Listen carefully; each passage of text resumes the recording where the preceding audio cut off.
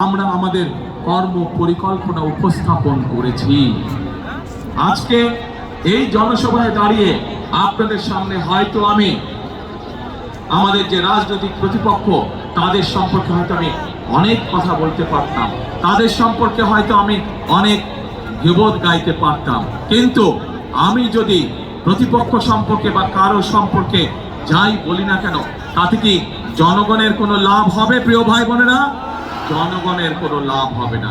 আজকে সময় এসেছে, আমরা আন্দোলন করেছি, সংগ্রাম করেছি, আমাদের বহু সহকর্মী সহ অরাজনৈতিক বহু ব্যক্তি বিভিন্নভাবে গত এক যুগেরও বেশি সময় ধরে নির্যাতিত হয়েছেন, অত্যাচারিত হয়েছেন, নিজেদের জীবন উৎসর্গ করেছেন। আমরা আমাদের সেই মহেন্দ্রক্ষণে উপস্থিত হয়েছি যেখানে আমরা নিজেদের রায় দিয়ে জনগণের সরকার প্রতিষ্ঠিত করতে পারবো। পরবর্তী ধাপ হচ্ছে এই দেশকে পুনর্গঠন করা, এই দেশের মানুষের ভাগ্যের পরিবর্তন করা। এটি হবে আমাদের একমাত্র সামনের লক্ষ্য, এটি হবে আমাদের একমাত্র উদ্দেশ্য। প্রিয় ভাই বোনা, সেই জন্য আসুন আজকে ধানের শীষের পক্ষ থেকে, বিএনপির পক্ষ থেকে আমি আপনাদের সামনে হাজির হয়েছি। আজকে আমরা আপনাদের সামনে আমাদের পরিকল্পনাগুলো উপস্থাপন করেছি। আমরা বলেছি যে আমরা আপনাদের সমর্থনে আল্লাহর রহমতে সরকার গঠনে সক্ষম হলে দেশনেত্রী বেগম খালেদা জিয়া যতবার দেশ পরিচালনার সুযোগ পেয়েছিলেন, উনি চেষ্টা করেছিলেন, উনি ব্যবস্থাও নিয়েছিলেন এই দেশের নারীরা যাতে শিক্ষিত হতে পারে, এবং সেই জন্যই স্কুল পর্যায় থেকে দ্বাদশ শ্রেণী পর্যন্ত উনি নারীদের শিক্ষা ব্যবস্থা, মেয়েদের শিক্ষা ব্যবস্থা ফ্রি করেছিলেন। প্রিয় ভাই বোনেরা, সমগ্র বাংলাদেশে দেশনেত্রী খালেদা জিয়া সেই পলিসির কারণে লক্ষ কোটি নারী আজ শিক্ষার আলোয় আলোকিত হয়েছে। কিন্তু এই নারীদেরকে আমরা অর্থনৈতিকভাবে স্বাবলম্বী করে গড়তে তুলতে চাই। আজকে বাংলাদেশের টোটাল জনসংখ্যার অর্ধেক হচ্ছে নারী, মা বোনেরা আমাদের। তাদেরকে যদি আমরা স্বাবলম্বী করে গড়ে তুলতে না পারি, আমরা যতই পরিকল্পনা গ্রহণ করি না কেন, দেশকে সামনের দিকে নিয়ে যাওয়ার জন্য আমরা কোনো কিছুতেই সফল হতে পারবো না। প্রিয় ভাই বোনেরা, সেজন্যই আমরা সিদ্ধান্ত গ্রহণ করেছি আপনাদের সমর্থনে আল্লাহর রহমতে বিএনপি আগামীতে সরকার গঠন করলে আমরা সারা দেশে প্রত্যেকটি গৃহিণীর কাছে, প্রত্যেকটি মায়ের কাছে আমরা ফ্যামিলি কার্ড পৌঁছে দিতে চাই। যেই ফ্যামিলি কার্ডের মাধ্যমে যেই ফ্যামিলি শহর গ্রাম প্রত্যেকটি জায়গায় খেটে খাওয়া মানুষ যারা আছেন, সেই নারীদের কাছে, সেই মাদের কাছে, সেই গৃহিণীদের কাছে আমরা এই ফ্যামিলি কার্ড পৌঁছে দিতে চাই, এবং এই ফ্যামিলি কার্ডের মাধ্যমে আমরা তাদের কাছে সরকারের পক্ষ থেকে একটি নির্দিষ্ট পরিমাণ সহযোগিতা পৌঁছে দিতে চাই, যাতে করে ধীরে ধীরে আমাদের এই মা বোনেরা ধীরে ধীরে স্বাবলম্বী হয়ে উঠতে পারেন। প্রিয় ভাই বোনেরা, আমরা একটু আগে আমি বলেছি যে আমাদের কৃষক যদি ভালো থাকে, আমাদের দেশের মানুষ তাহলে ভালো থাকবে, এবং সে কারণে আমরা সিদ্ধান্ত গ্রহণ করেছি যে আমরা সরকার গঠনে ইনশাআল্লাহ আপনাদের রহমতে, আপনাদের দয়া, আল্লাহর রহমতে, আপনাদের সমর্থনে 12 তারিখে সরকার গঠনে আমরা সক্ষম হলে আমরা এই কৃষক ভাইদের পাশে দাঁড়াবো, এবং মা বোনদের হাতে যেভাবে আমরা ফ্যামিলি কার্ড পৌঁছে দিব, একইভাবে আমরা কৃষক ভাইদের কাছে কৃষি কার্ড নামে একটি কৃষক কার্ড পৌঁছে দিতে চাই, যার মাধ্যমে আমরা সরাসরি কৃষক ভাইদের কাছে তাদের প্রয়োজনীয় শস্য, বীজ, কীটনাশক সকল প্রয়োজনীয় জিনিস যাতে আমরা পৌঁছে দিতে পারি। এবং শুধু তাই নয়, এর মধ্যে আমরা হিসাব নিকাশ করে দেখেছি যে আমাদের এই কৃষক ভাইদেরকে সহযোগিতা করার জন্য আমরা সিদ্ধান্ত গ্রহণ করছি। এখানে বহু ভাই বোন উপস্থিত আছেন যাদের পরিবারের কেউ না কেউ কোনো না কোনো গ্রামে বাস করছেন এবং কৃষি কার্যের সাথে জড়িত আছেন, না এরকম অনেকে বিভিন্নভাবে কৃষি কার্যের সাথে জড়িত।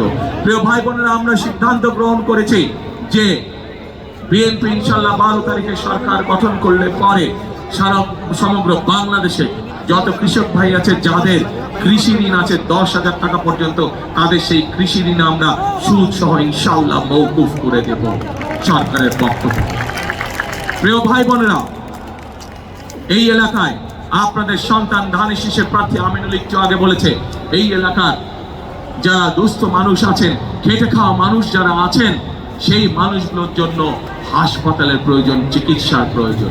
ইনশাআল্লাহ ইনশাআল্লাহ আজকে আপনাদের সামনে এতটুকু আমি বলে যেতে চাই, আমাদের যেরকম সারা বাংলাদেশের মানুষকে চিকিৎসা দেওয়ার, ঘরে ঘরে চিকিৎসার সুবিধা, বিশেষ করে মা বোনদের জন্য চিকিৎসা পৌঁছে দেওয়ার জন্য যেরকম একটি পরিকল্পনা রয়েছে হেলথ কেয়ার নিযুক্ত করার মাধ্যমে, ঠিক একইভাবে আজকে আমিনুল তার এলাকার মানুষের চিকিৎসার জন্য যেই হাসপাতালের কথা বলেছে, ইনশাআল্লাহ বিএনপি সরকার গঠন করলে আমরা সেই হাসপাতাল এখানে তৈরি করব, যাতে করে এই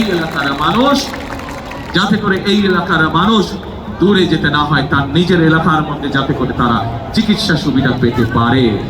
প্রিয় ভাই বোনেরা, সমগ্র বাংলাদেশে আমাদের আরেকটি বিরাট সমস্যা রয়ে গিয়েছে। আমাদের বহু তরুণ সমাজের বহু ভাইয়েরা, বহু বোনেরা শিক্ষিত, যুব সমাজের বহু ভাই বোনেরা শিক্ষিত, কিন্তু তারা কর্মসংস্থানের অভাবে রয়েছে, তাদের অনেকেরই কর্মসংস্থান নাই। এবং সেই জন্যই আমরা পরিকল্পনা গ্রহণ করেছি যে বিএনপি আগামী 12 তারিখে ইনশাআল্লাহ সরকার গঠন করলে আমরা প্রত্যেকটি জেলায়, এবং স্বাভাবিকভাবে ঢাকা যেহেতু বড় একটি শহর, ঢাকায় হয়তো প্রত্যেকটি এলাকায় অন্তত মিনিমাম একটির অধিক আমরা ভোকেশনাল ইনস্টিটিউট তৈরি করব, আমরা ট্রেনিং সেন্টার তৈরি করব, আমরা আইটিতে যারা কাজ করে তাদেরকে বিভিন্ন প্রকার ট্রেনিং এর আমরা ব্যবস্থা করব। আমাদের যে সকল তরুণ সমাজের সদস্য আইটিতে কাজ করেন, সেই ফ্রিল্যান্সিং এর কাজ হোক, ডাটা প্রসেসিং হোক, এই বিষয়ে তাদেরকে আমরা ট্রেনিং দিব, যাতে করে তারা কর্মসংস্থানের ব্যবস্থা করতে পারে। একই সাথে ভোকেশনাল ইনস্টিটিউটের মাধ্যমে আমাদের যেসব বেকার তরুণ ভাই বোনেরা আছে তাদেরকে আমরা ট্রেনিং দিব, যাতে করে তারা নিজেদের কর্মসংস্থান, ছোট ব্যবসা তৈরি করতে পারে, অথবা বিদেশে চাকরি বাকরির ব্যবস্থা করে নিয়ে যেতে পারে। প্রিয় ভাই বোনেরা, বাংলাদেশের বহু মানুষ, প্রায় 1.5 কোটি মানুষ বিদেশে প্রবাসী হিসাবে বসবাস করছে, এবং তারা সেখানে কষ্টার্জিত বৈদেশিক মুদ্রা আমাদেরকে দেশে পাঠাচ্ছে, যাতে আমরা এই দেশের মানুষের ভাগ্যের পরিবর্তনের জন্য সেগুলো দিয়ে কাজ করতে পারি। আমরা সিদ্ধান্ত গ্রহণ করেছি আমাদের শহর গ্রাম বিভিন্ন জায়গা থেকে যে সকল মানুষেরা বিদেশে আগামীতে চাকরি বাকরি সংস্থানের জন্য বিদেশে যাবেন, আমরা খেয়াল করেছি অনেক সময় অনেক ভাই বোনদেরকে তাদের জমি জমা বিক্রি করে যেতে হয়।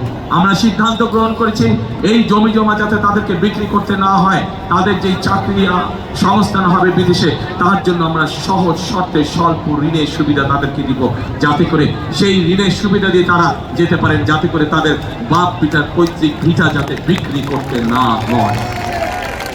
এখন প্রিয় ভাই বোনেরা, এই এলাকায় জলবদ্ধতা একটি সমস্যা আছে। এই জলবদ্ধতা সমস্যা এই এলাকায় যেমন আছে, ঠিক একইভাবে সমগ্র বাংলাদেশে এই জলবদ্ধতার সমস্যা আছে। এবং সেই জলবদ্ধতার সমস্যার কারণে কৃষকরা যেরকম তাদের ফসলের জন্য প্রয়োজনীয় পানি পায় না, একইভাবে অনেক সময় কৃষকরা তাদের চাষবাস করতে সমস্যা হয়। সেজন্য আমরা সিদ্ধান্ত গ্রহণ করেছি শহীদ রাষ্ট্রপতি জিয়াউর রহমানের সেই বিখ্যাত খাল খনন কর্মসূচি ইনশাআল্লাহ আমরা আবার শুরু করব। সমগ্র বাংলাদেশে আমরা সেই কর্মসূচি করব, এবং সেই কর্মসূচির অংশ হিসেবে ঢাকা মহানগরীতে জলবদ্ধতা দূরকরণের জন্য যতগুলো খাল, যেখানে যেখানে প্রয়োজন খাল খনন প্রয়োজন, ইনশাআল্লাহ যত দ্রুত সম্ভব সরকার গঠনের সাথে সাথে আমরা এই কাজের হাত দেব ইনশাআল্লাহ, যাতে মানুষ জলবদ্ধতা থেকে রক্ষা পেতে পারে, যাতে মানুষের চলাফেরার কষ্ট না হয়। প্রিয় ভাই বোনেরা, আমরা যত কাজই করি না কেন, দুটো কাজের ব্যাপারে আমাদেরকে অবশ্যই সবচাইতে বেশি জোর দিতে হবে। কি সেই কাজ? একটি কাজ হচ্ছে যে কোনো মূল্যে মানুষের নিরাপত্তা নিশ্চিত করা, যেন মা বোনেরা সহ প্রত্যেকটি মানুষ নিশ্চিন্তে দিনের যে কোনো সময় রাস্তাঘাটে চলতে পারে। একটি মানুষ নিরাপদে রাস্তাঘাটে চলবে, একটি মানুষ নিরাপদে তার ব্যবসা বাণিজ্য করবে, চাকরি বাকরি করবে। সেজন্য বিএনপির সবচাইতে অন্যতম প্রায়োরিটি হচ্ছে যে কোনো মূল্যে ঢাকা শহর সহ সমগ্র বাংলাদেশের আইন শৃঙ্খলা পরিস্থিতি নিশ্চিত করা, এবং একই সাথে প্রিয় ভাই বোনেরা, আমরা দেখেছি বিগত স্বৈরাচারের সময় কিভাবে উন্নয়নের নামে দেশ থেকে প্রতি বছর $16 বিলিয়ন পাচার করে দেওয়া হয়েছিল, অর্থাৎ দুর্নীতি। আমরা যত পরিকল্পনায় গ্রহণ করি না কেন, যদি আমরা দুর্নীতির লাগাম টেনে ধরতে না পারি, তাহলে জনগণের ভাগ্য পরিবর্তন করা অত্যন্ত দুরূহ ব্যাপার হয়ে যাবে। সেজন্য আমরা সিদ্ধান্ত করেছি যে কোনো মূল্যে আমাদের যত পরিকল্পনা আমরা করেছি সেগুলোকে বাস্তবায়নের জন্য, সেগুলো সুফল যাতে জনগণের ঘরে পৌঁছতে পারে, তার জন্য আমরা দুর্নীতি এবং আইন শৃঙ্খলা রক্ষা যে কোনো মূল্যে জনগণের জন্য, এই দেশের জন্য আমরা নিশ্চিত করব। এটি আমাদের সর্বোচ্চ সিদ্ধান্ত। আমাদের প্রিয় ভাই বোনেরা, আমি ঢাকা 17 থেকে নির্বাচন করছি। আমি ঢাকা 17 যে অঞ্চলটি, সেই অঞ্চলেই আমি ছোটবেলা থেকে বড় হয়েছি। আমি ওই এলাকারই সন্তান। ঢাকা 17-র পাশে আপনাদের এই এলাকা ঢাকা 16। ঢাকা 17 এবং ঢাকা 16-তে একটি কমন সমস্যা রয়ে গিয়েছে। বহু মানুষ আছেন যাদেরকে প্রতি মুহূর্তে একটি দুশ্চিন্তার মধ্যে থাকতে হয়। এই এলাকা, এই সমস্যা আমার ঢাকা 17-তেও আছে। বেশ কয়েকটি এলাকা আছে যেখানে মানুষ নিশ্চিন্তে থাকতে পারে না, কিন্তু তাদেরকে প্রতি মুহূর্তে দুশ্চিন্তার মধ্যে থাকতে হয়। আমি সিদ্ধান্ত নিয়েছি, আমাকে আল্লাহর রহমতে আল্লাহ যদি আমাকে সুযোগ দেন, তাহলে সেই মানুষগুলোর জন্য আমি আমার ঢাকা 17 এলাকায় স্থায়ী বসবাসের ব্যবস্থা করব দেশের আইনগত ভিত্তি দিয়ে। একইভাবে আজ এই এলাকাতেও একই সমস্যা রয়ে গেছে, যা আপনাদের সন্তান আমিনুল আমাদের ধানী শিক্ষার্থী একটু আগে তার বক্তব্য বলেছে। আপনাদের সামনে শুধু আজ এতটুকু বলতে চাই, আমার এলাকায় আমি এই সমস্যা যেভাবে সমাধানের চেষ্টা করব, ইনশাআল্লাহ পাশে আমার ঢাকা 16, কাজেই এই এলাকায় এই সমস্যার মধ্যে যারা আছেন ঠিক একইভাবে তাদের জন্য এই সমস্যার সমাধানের চেষ্টা করব ইনশাআল্লাহ। বিএনপি সরকার গঠন করলে ধীরে ধীরে এই এলাকার মানুষের যে থাকার সমস্যা আছে, উপস্থিতির যে সমস্যা আছে, সেই সমস্যা আমরা সমাধান করব ইনশাআল্লাহ। প্রিয় ভাই বোনেরা, এতক্ষণ আমার বক্তব্যে আমি আপনাদের সামনে তুলে ধরেছি কিভাবে আমরা দেশকে পুনর্গঠন করতে চাই। আমরা বিভিন্নভাবে অনেক সময় নষ্ট হয়েছে। স্বৈরাচার আমাদের দেশকে বহু বছর পিছিয়ে দিয়ে গেছে। পৃথিবীর বহু দেশ আমাদের থেকে অনেক এগিয়ে চলে গিয়েছে। এখন প্রিয় ভাই বোনেরা, আমাদের সামনে যে কোনো মূল্যে আমাদেরকে পরিশ্রম করতে হবে, যে কোনো মূল্যে আমাদেরকে আমাদের দেশকে গড়ে তুলতে হবে। কারণ আপনারা, আমরা সকলে, এই দেশই হচ্ছে আমাদের প্রথম, এই দেশই হচ্ছে আমাদের শেষ ঠিকানা। আপনাদের সকলের পরিষ্কার মনে আছে, দেশনেত্রী বেগম খালেদা জিয়াকে বিভিন্ন রকম প্রস্তাব দেওয়া হয়েছিল যে উনি যাতে বিদেশে চলে যান, কিন্তু দেশনেত্রী খালেদা জিয়া জেল জুলুম স্বীকার করে মৃত্যু অবধারিত জেনেও উনি এই দেশের মানুষকে, অর্থাৎ আপনাদেরকে ফেলে উনি যাননি। জীবনের শেষ দিন পর্যন্ত উনি আপনাদের সাথে ছিলেন।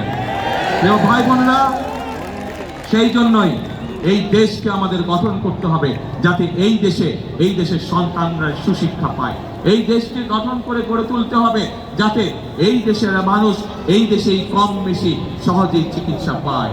এই দেশকে আমাদের গড়ে তুলতে হবে, পুনর্গঠন করতে হবে, যাতে এই দেশের সন্তানেরা লেখাপড়া শেষ করার পরে এই দেশেই তাদের ব্যবসা বাণিজ্য কর্মসংস্থানের ব্যবস্থা করতে পারে।